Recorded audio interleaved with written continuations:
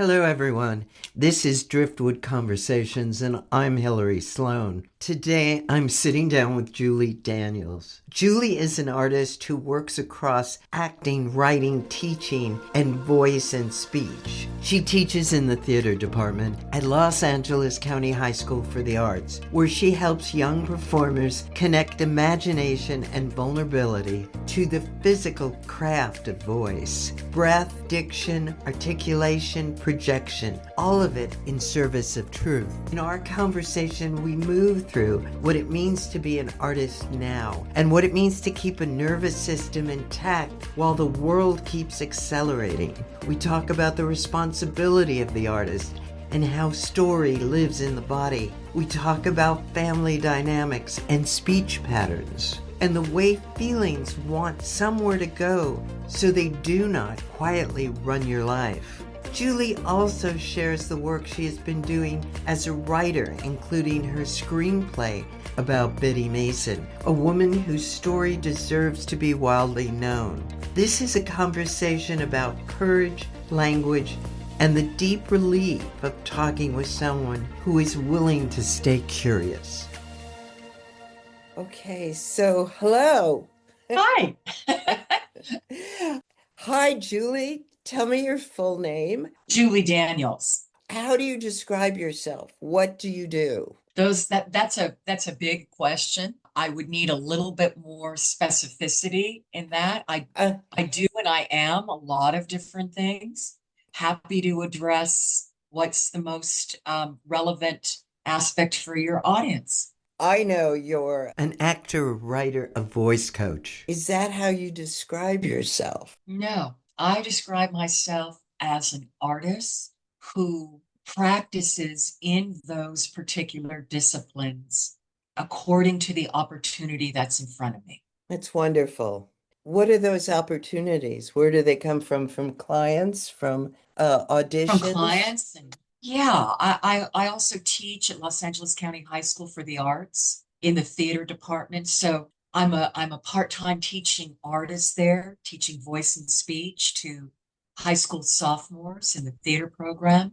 So in those moments, in the time that I spend there, I train these student actors how to access imagination, vulnerability, vocality in accordance with projection, diction, breathing, articulation, and how to color their words for the pieces that they're working on. So that's one aspect of what I do, all under the umbrella of communication. Wow, As that's an very as interesting.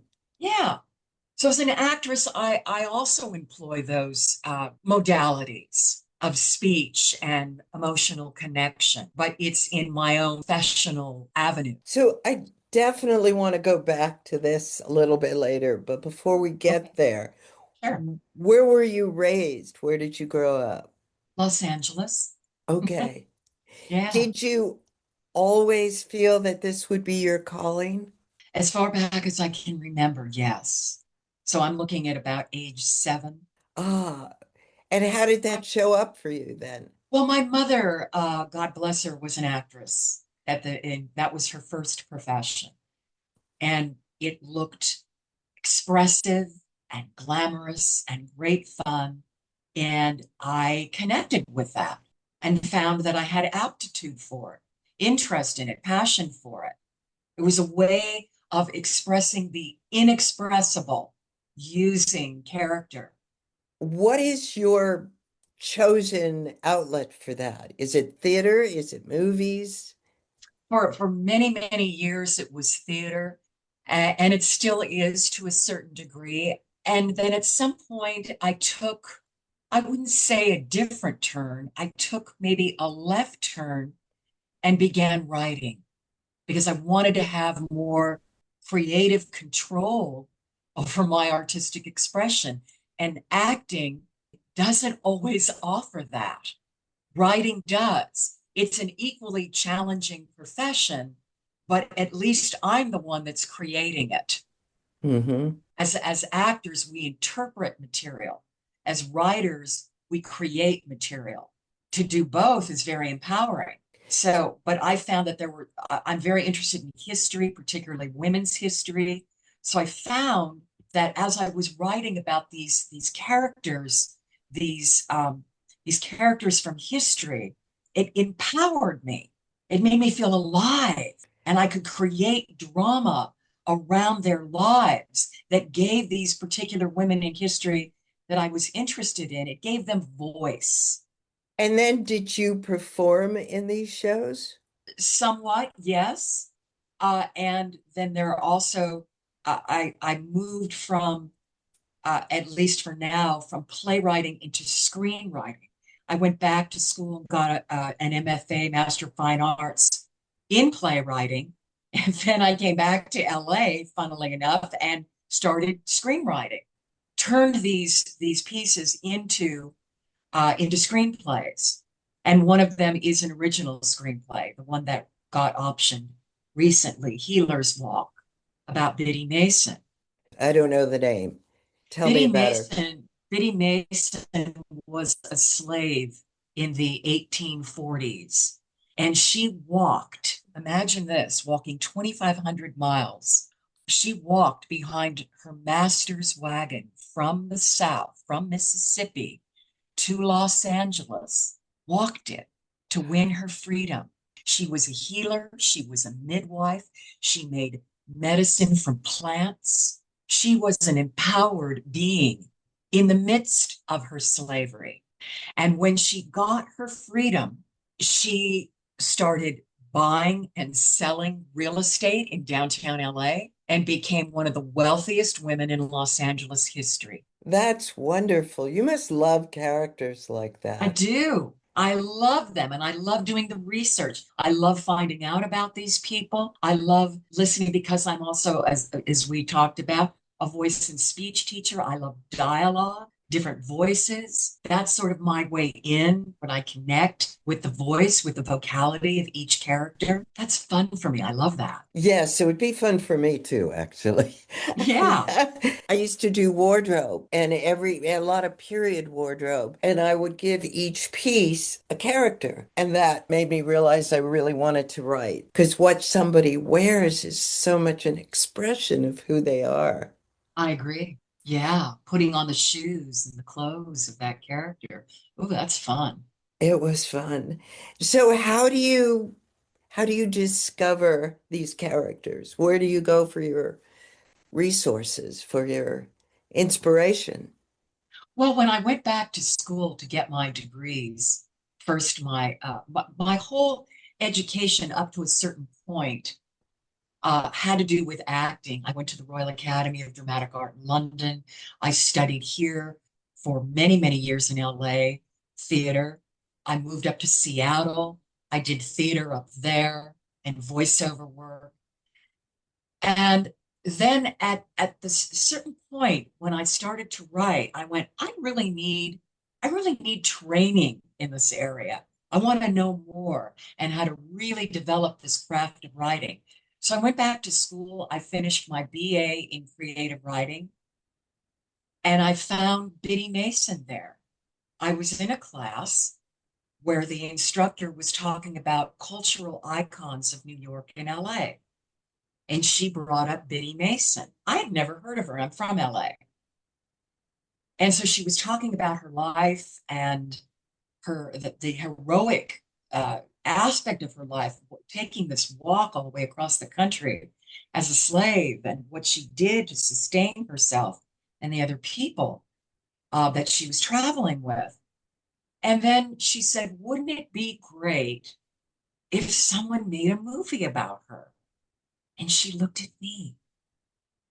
And I just felt that the gauntlet was thrown down and I picked it up. Now, I didn't start working on her right away because my master thesis was a stage play. And my Biddy Mason project, was my first screenplay. Actually, is it my first? No. Um, yes, it was. So it was my first original screenplay. So that's how that came about. With the redemption of Mrs. Satan about the suffragist Victoria Woodhull, who was the first woman to run for president of the United States in 1872. Again, I found her in a history class, a feminist history class, when I first went back to school. And I was so thrilled with the history of this character and all the things that she did, and working with Cornelius Vanderbilt, and having him buy her and her sister a newspaper. And she was a metaphysician, and she was in the stock market, and she made over $700,000 for Vanderbilt, Cornelius Vanderbilt, because of her stock calculations, all Wow. to do with her metaphysics. You know, it was quite something. So these women are interesting to me, compelling for me. So hold on a second. That how did her metaphysics take her to that knowledge? Was she prophetic? Was she She was prophetic. She was an opportunist. ah, She was a highly politicized woman of the time. We're talking 1870s New York. Women didn't get the vote till excuse me, pardon me, 1920. 1920, American women got the right to vote. It actually happened in Wyoming for the women in Wyoming I believe it was right after the First World War in 1918 or 17. So you'd have to vet me on those particular dates, but I think it was Wyoming that we got the vote first. But overall, it was 1920, which really isn't that long ago. no, and it's kind of being threatened again. Yes, kind of. Sure is. Yeah. Sure is. So Wow. these women and their daring and their resilience and I don't use the term fearless, because I think we all need to have a certain amount of fear to be human, to stop at red lights and so forth. But there was some fire in their bellies that made them push past the fear and actually do these incredible things. I would call them Some courageous. courageous, Yes. utterly courageous. And that's what we're being called upon to do right now in this time in our country and the world. It's quite something. It's exhausting and it's provocative and it won't go away. And we must step up, as the women that I've written about did during their lifetimes. What does that look like for you? How would you step up, or what are you thinking about? It's different on every day, but I'll tell you the most direct example I can give you is my work with these teenagers, is getting them inspired. It's teaching them the origins of acting and the group theater, and how the group theater was a powerful political force, and they need to understand that. I'm also teaching them about the ACLU, the United Negro Ensemble Theater Company. All these theater companies and movements, political movements, that compelled artists to act, to show up, to protest, to write and act in plays that depicted the time, to step into and say, here we are. This is what we believe in. That's what is the responsibility of the artist. So it's more than teaching them about voice and speech. It's about getting them connected to what their responsibility is. Why do we become actors? Why do we become artists? Those are the deeper questions, and I feel those need to be addressed if we're really going to be responsible and effective artists in our world. It's a very different time for the arts. I was playing around in social media before this call, and there was one group after another making up protest songs. Great. Love It that. it was beautiful. They were good, they were professional, they worked as protest songs, everything about them. And right now we're not throwing rocks, we're not picking up guns, we're doing art. Right. That's the most powerful tool. It always has been. It always will be, How because it's soulful. how do you calm your nervous system? Oh, well, ah. And how do Meditate. you channel everything you're feeling from a very focused place? Because it wouldn't work if it wasn't focused. I meditate. I do yoga. I'm also a yoga instructor. I write poetry. Poetry is a wonderful outlet for me. And I've written over 50 poems. And I just keep writing. I keep using heightened language, which is the language of poetry in a lot of cases. I use heightened language to express in that kind of abbreviated form what I'm feeling and along with imagery to really turn. I'll quote Carrie Fisher: Take your broken heart and turn it into art." That's what I'm trying to do with my work as a poet. That's what I do with my work with the kids that I coach. Have you always felt this, that you had a broken heart to channel? When did this happen? When did the wounding start? Yeah. You know, I don't even. Wow, that's a good question. How do I answer that? I didn't always have a broken heart, but it sure got pricked a lot. And being a highly sensitive person in a rather barbaric world is I believe how this begun. And how does one protect oneself? How did I protect myself? And how did I continue to express, even though my heart, my sensibilities have for a lot of time felt under attack? I'm the whistleblower. That's sort of been my role. I'm the one that'll stand up and say, this is what's really happening. This is how, and I grew up in a home of artists and therapists who named feelings. And so I learned that language, which I have a strong psychic and imaginative sensibility, which can be very uncomfortable out in the world. And yet that's who I am. So I just proceed forward. Where is your safe spot? Meditation, swimming, yoga, nature. I love going to the desert. I love going to the desert. It's definitely a resource. Yeah, it's the quiet that's so intoxicating out there. Family, as a little kid, we always went to the desert for vacations. That's So I great. feel very at home out there. What about the other stories that you have written, the other plays? Because most of them are plays, right? I've written some memoir that got published. I wrote a piece called An, An Exodus, about the selling of my family home in Mm. 2013. I like working in that genre. It's a great way to more directly express while using, I wouldn't say directly poetry, but poetic language, imagery. And I like calling on memory to guide me. Hmm. How does trauma and family dynamics show up in speech patterns? Well, wonderful question. Look at the film, The King's Speech. Right. And that's what I have my clients watch. Have them. I suggest that they watch that film before we start working together, so they really understand what speech is indicative of. Look at how that character. If you do you remember the film?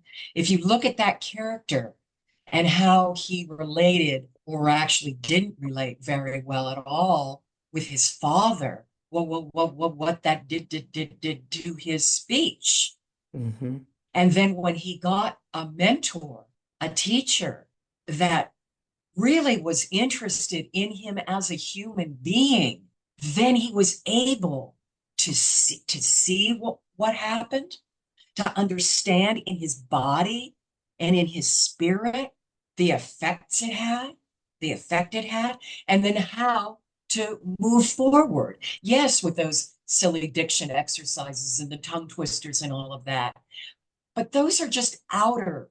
Those exercises are a manifestation of the outer work. The inner work is to truly understand in your body what happened and how it affected him. I just heard something.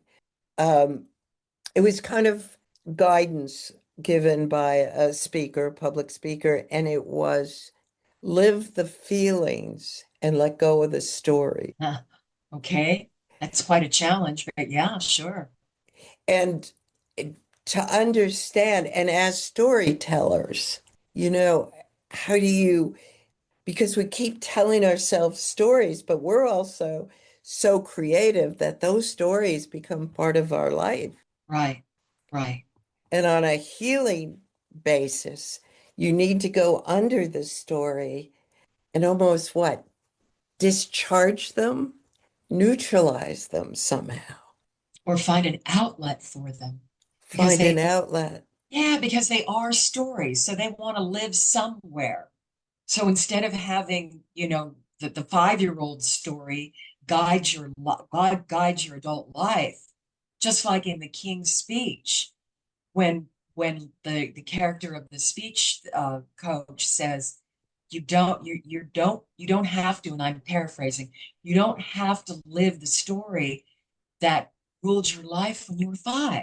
But that those feelings have to go somewhere. They could go into any kind of art, any kind of expression. Maybe somebody's expression is running a business, Mhm. something that, is akin to their talents. Maybe it's through painting. Maybe it's through photography.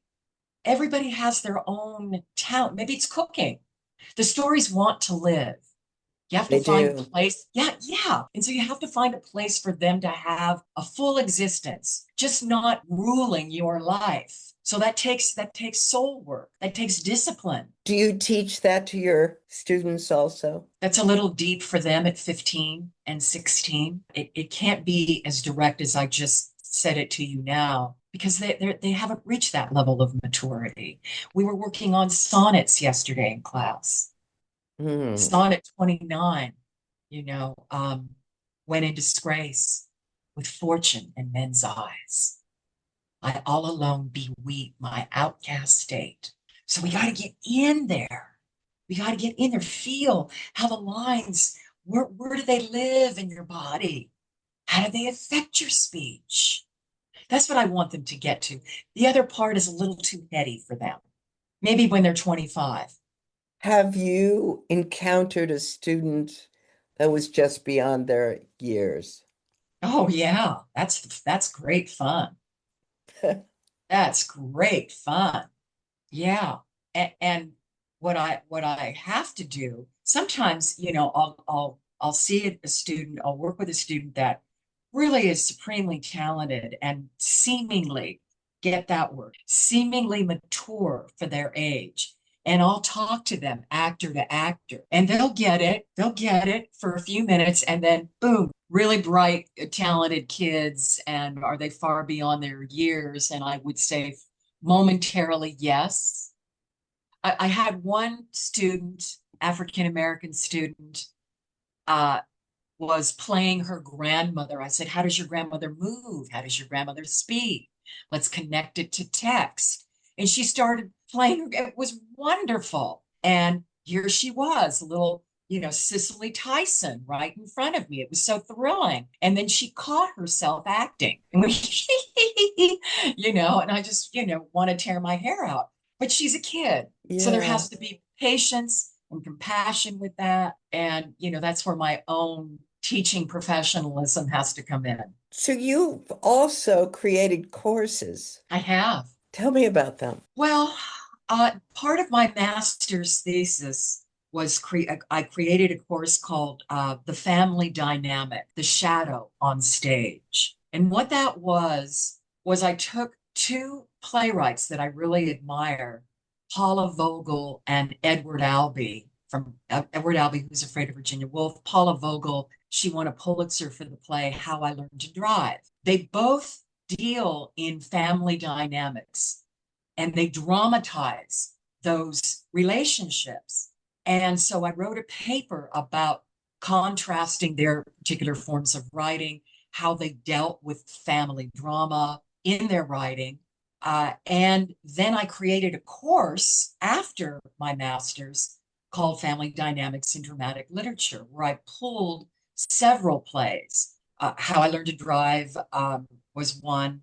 The Goat, or Who Was Sylvia, from Albee. August Wilson, Fences, Tennessee Williams, The Glass Menagerie, various plays. Let's read these plays and look for the literary conventions that these writers employed to create drama, to create theater. Mm. Tell me more about literary conventions. What? Well, okay, here's an example of a literary convention. I know it's kind of a obtuse sort of way of speaking. Albee has his characters play act. If you look at Virginia Woolf, George and Martha are always acting with each other. They create snippets, they create little playlets, and then they stop and they go, "Oh, honey, you know, I love you so much." And then they go back into their drama. That's a literary convention. So you can use that, or a playwright, emerging playwright could use that, or any playwright really, use that convention that way. An easier way of understanding what that term means. It's a way of expressing the drama using play acting. That's a literary convention between characters. So what would be the difference between plays written, say, 30s, 40s, 50s, and now? I mean, I'm thinking of Private Lives, Noel Coward. Okay, that's a great play. Very stylized. Very Very stylized. stylized, but they're still human. And so you Yes. got to get to the, and so they're human, you know, that Private Lives is great. We can go further back and go with the importance of being earnest. They're, Yes. they're human. You got to get to the human and then put the mannerisms on it. But it all comes out of their expression, of how they speak and talk and behave with each other in that particular world. Very different than how Tennessee Williams would create that, created that. Very different. That's the fun of it. Mm-hmm. Williams was a poet, so everything he wrote had an element of poetry to it, if not actual poetry. Interesting. And if you look at Oscar Wilde, okay, you wanted to give me the example of Private Lives, Noel Coward. Noel Coward he was so satirical. He was having so much fun. You know, he loved his characters, but he understood their mishigas, their craziness. And he had so much fun having them be crazy with each other. But they don't think they're crazy. No. They're very sincere and very earnest and full of need and urgency on getting their needs met. It also makes me think of certain television shows. And Mm-hmm. this is funny over time. So the Honeymooners Oh and God. Jackie right Gleason was such a marvelous actor. I mean, if you see his other work, but yeah, sure. and All in the Family. Oh, groundbreaking stuff at the time. Right? And it really went deep into that craziness. Yes, They were human and they were lovable. yes, and extremely politicized. Yes. What are we doing now like that? You mean in terms of film, in terms Well, of film and theater. I'm a little theater? isolated out here, so I haven't Okay. seen anything in a while. Well, I would say that one of the most affecting films I've seen in a very long time is Hamnet. Oh, I didn't see it. So, Oh my God. I without sounding too verbose about it, I was on the floor with that film. My God, did it affect me. It captured me at the beginning and took me all the way through with such emotional impact. It was just devastating. So I'm not sure that that answers your particular question when you say, what are we doing now? I would say that when a film impacts me as an audience, but others, I believe, that gets you on that visceral level, That's great art. It's great art. It just tore my guts out. And it had to do with I listened to the talk back with the director, Chloe Zhao, and the actors, and really got to understand their process. That director has a lot of depth and a lot of interest and understanding about how actors work. She's very available to that. She wants to have, she wants them, the actors, to have the best, most obviously the most effective experience in creating this piece of film. And so she's in service to what that takes. Now she has her own agenda, of course. She's the director. But it felt like when I listened to her speak, such a collaborative, such a grand artistic collaboration. It was just so affecting listening to her. Great art changes you. Yeah. Yeah. And that's when people say to me, what do you want from a play?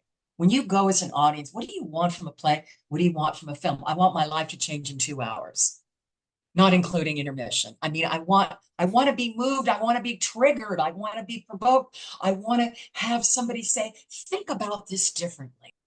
Not everybody wants that. And they don't have to.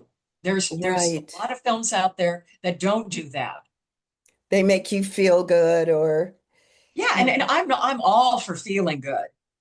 I'm all for feeling good, but I also have to have my I'll tell you another film that really got me that was made in 2014 was Saving Mr. Banks, about the making of yes, Mary Poppins. Beautiful film. yes. Very, very poignant, very funny. It had both. It had both. It had all those elements. For me, I don't want mindless entertainment. I want to use my mind. And yes, I want to feel good. Yes, I want to be uplifted.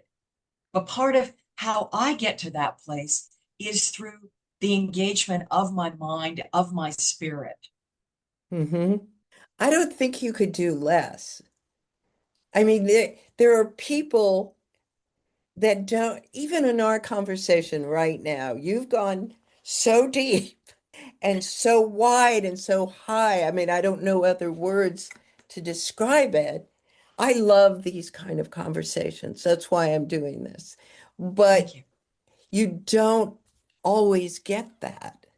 Very rarely. Yes, not enough. Well, people have to want to go there. People have to want to go that deep. They have to have, it starts with curiosity. And it starts with, gee, I'm curious about why I do. It's very simple. I'm really curious about why I behaved that way with that person, or I took that course, or maybe something silly, why I ate that, or, just curiosity, intellectual curiosity. Why? I'm always interested in the why, always interested. I know you're also interested in advancing yourself and healing modalities and Oh my meditation. God. And the Yeah. word curiosity has been coming up all around me lately in Mm. terms of that, that the way we change is not by beating ourselves up or anything but curiosity. Yeah. Starts there. It starts there. Gosh, I'm just curious why I like going out to the desert. Why do Yeah, I like that? Just simple. Doesn't have right. to be hugely deep. Simple. What is that? I ask myself. And the next step to that is, well, if I don't go, what do I get there that I can bring here so that you're always improving your life? If Where it's you are. Yeah. wherever you are. Hmm. Yeah. I like that too. And I think there's currents that are happening right now that this is coming up. People are looking at healing, at therapies, at movements, internal movements in a whole different way than I've ever heard before. Do you Well, feel that? yes, I do. And it's profound. It's it feels like an earthquake. Hmm. And it's so necessary. It's so necessary. And it's not asking if we want to change, it's insisting, whatever it is.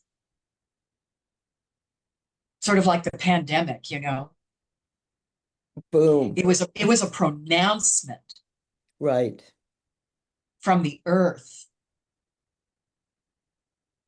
And that was so interesting because that was the most beautiful spring. That spring of 2020, I remember walking in my neighborhood because that's all I could do that and go to the market.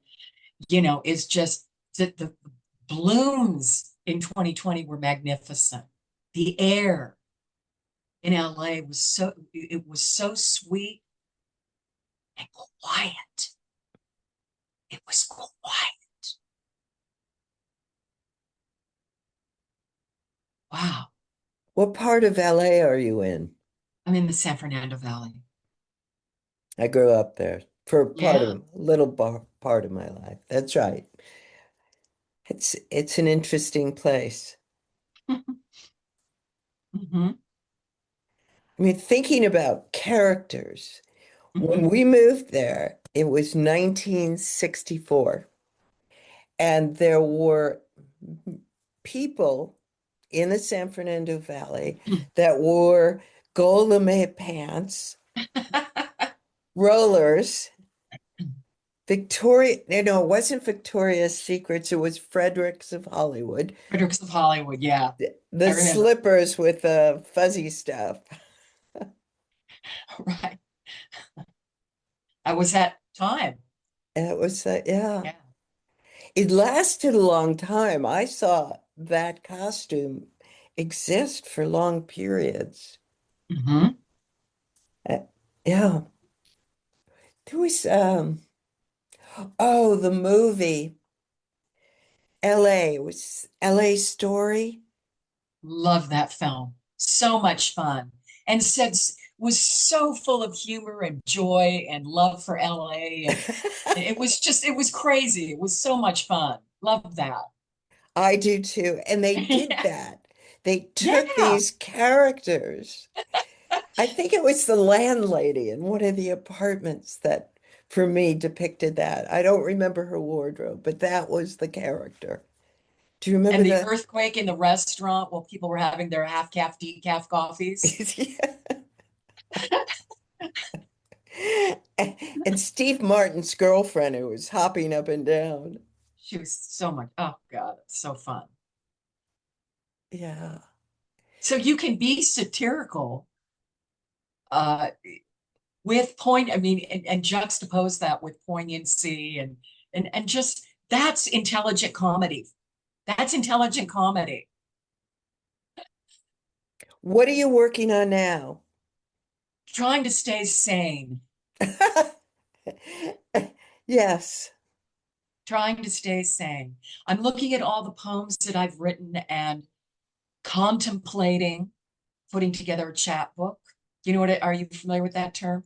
Yeah, No.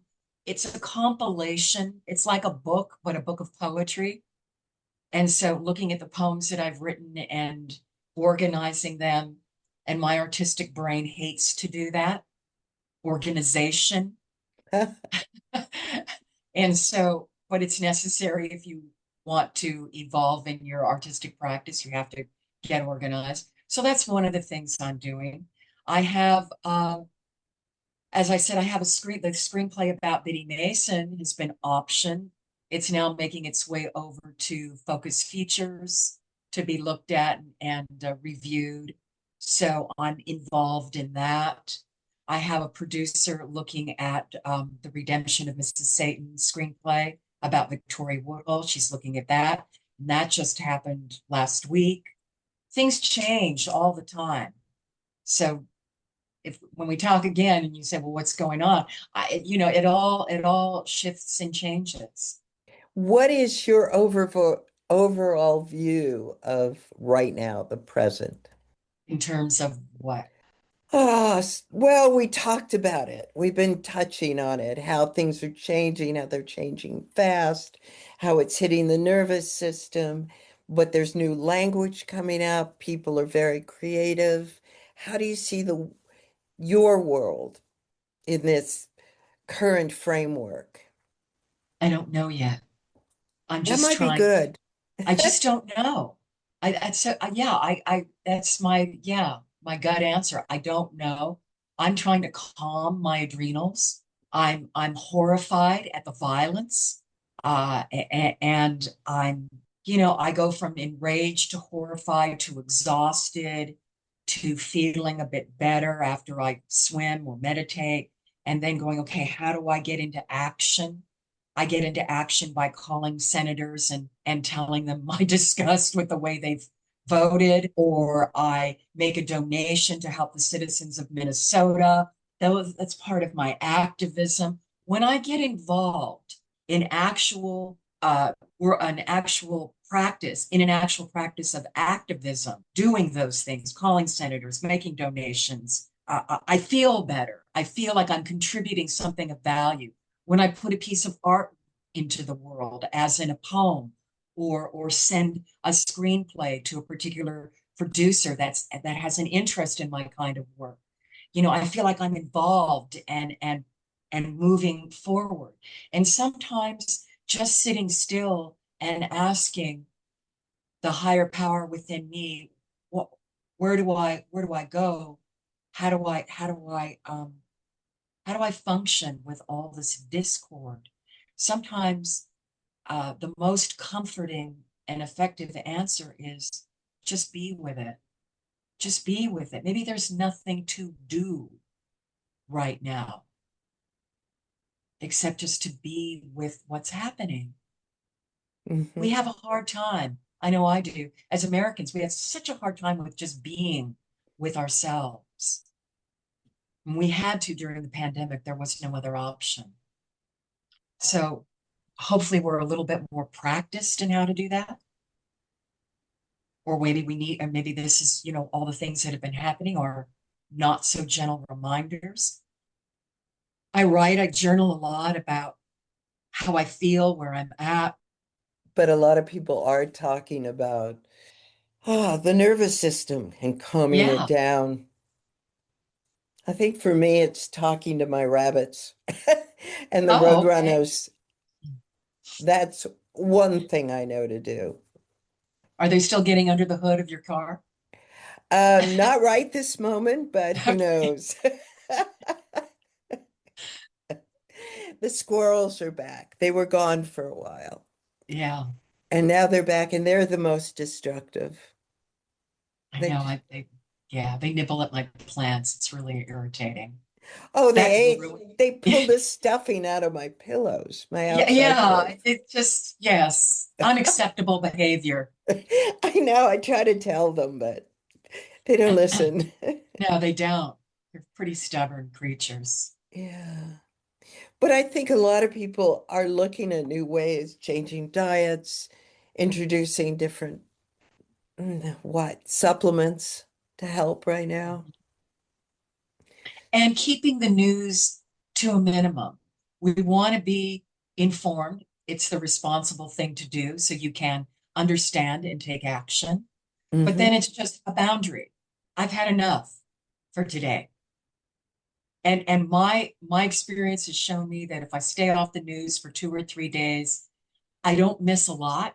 I'll get caught up. There's this anxiety because we're on this 24/7 news cycle that I've got to know everything right now, immediately, post haste. That's what throws out my adrenals. Hmm. So It's much of the showbiz. news is generated to create havoc and Yes. Well, that's how they keep distraction. you watching. Yes. Even my beloved MSNBC. It's still showbiz. Yes. As much as I find their reporting wonderful and responsible, it's still showbiz. And so they're not going to stop, but I can. Yes. Yes. And they shouldn't stop. We need to No, of know. course not. I don't mean stop forever. I just mean, Yeah. geez, tell me something good. Tell me something to uplift my spirits and keep me going and keep me hopeful and keep me optimistic. I need that. Mm-hmm. That's why when I work with the kids and you know they're going on and on about something negative in connection with uh, um, how they're going to craft a presentation, they'll go on and on about something, and I'll say, can you flip that energy, that passion, that desire into something uplifting? Not that we don't look at the negative, but we tend to sit there for so long. And that's why the adrenals get maxed out. Mm-hmm. Show me something hopeful. Show me a different way to look at this situation. So maybe I can actually learn something and maybe teach that to somebody else rather than just sit in this, you know, mud of despair. That's the feeling underneath the story. Yeah. That's what we've been talking about. Mm-hmm. So, who are you reading these days? Do you have books? I love Ann Patchett. Ah, I've read 9 of her books so far. I'm a big fan of her fiction and nonfiction. I love her storytelling. So you know, that's a wonderful example of an author that I think pulls me into her worlds. So, and she writes about family dynamics in all forms. She's just a terrific author. I'm trying to think. I just re-upped my subscription to the New Yorker. I have this running game with the New Yorker, and they got me this time. It's I love the magazine. I like their fiction. I love their poetry. But oh well, it doesn't really matter what the game is. They got me this time, and so I now have a magazine coming to me as a lovely gift every week. I did that for a while. I was the New Yorker, the Atlantic, and Vanity Fair Too many until magazines, I can't handle it. it started to. I thought I'm going Yeah, to be buried here. Yes. yeah, Now I only get Sunday New York Times. yeah. But you get to see what all the theaters and what's playing, and that's I get fun. everything, the style Yeah, section, the food section, wonderful, love it. and their photography is just brilliant. Yeah, sure is. I was on a I've got to go to New York. There's 3 shows that I want to see that were, you know, closing within a week of each other in, you know, the middle of January. And then I looked at the weather. Oh, It was yeah, 22 degrees and I thought, can't handle it. Can't handle it. It was 84 today in LA. I know. I can't go to 22. That's a push. Yeah. Yeah. So, When you do, one last question I'm curious about. When you teach voice, mhm. what's the difference between dialogue and dialect? Well, dialogue is what we're doing right now. Okay. We're having a dialogue. Dialect is a particular way of speaking with a French dialect, with British dialect. It's indicative of where the person is from and how it informs their speech. You and I are having a dialogue right now. And I teach voice in all manner of areas. I teach dialects. I teach public speaking and presentation. I teach American English pronunciation for foreign-born speakers who have a difficulty in articulating speech because of where they're from. It means nothing in terms of intelligence. It has to do with the way you form words, where your tongue is placed. And so I assist in those areas as well. Hmm. Doesn't it also the way you hold your jaw and your structure from the head down? I've kind of thought, Yes, yes, and that also has to do with your family, where you're from, hmm. what you picked up, and what's actually in your DNA. It's fascinating. I used to It is. love walking New York because you've got the Bronx and Queens and New Jersey. Different dialect Yes. in every part of New York. We'll use New York as a good example. And some of it is so funny. Oh, yeah. And fast, Yes. just like the city. Yes. There was one spring day, I had been taking care of my uncle and I walked out and it was beautiful. And I'm walking down the street and a young woman, I would say, I don't know if it was New Jersey or the Bronx, but it was a really strong accent. She's on the phone and she said to her friend, "It's 70 degrees. What the fuck with the weather?" I love that. Oh, I love that's a great character. It's a Oh, how great character. fun. Oh, Yes, that's great. I've never forgotten it. It's been a while. Yeah. Anyway, we've covered a lot of ground. Anything you Okay. want to wrap up as we wrap up? I don't think so. I think we've had a really interesting conversation about things that matter. Yes, And isn't it nice to engage about things that matter? passion. Passion. You could be passionate about donuts. You could, and open up a donut shop. Yes, apple fritters. There's great apple fritters out here. Oh, yeah. Oh, yeah. How is the weather out there today? Warm. It was Yeah, it's warm today. I yeah. shed a couple of coats. Oh, really? Okay. And then it's But really cold at night. yes, they'll come back on as it Yes. gets darker. Anyway, thank you.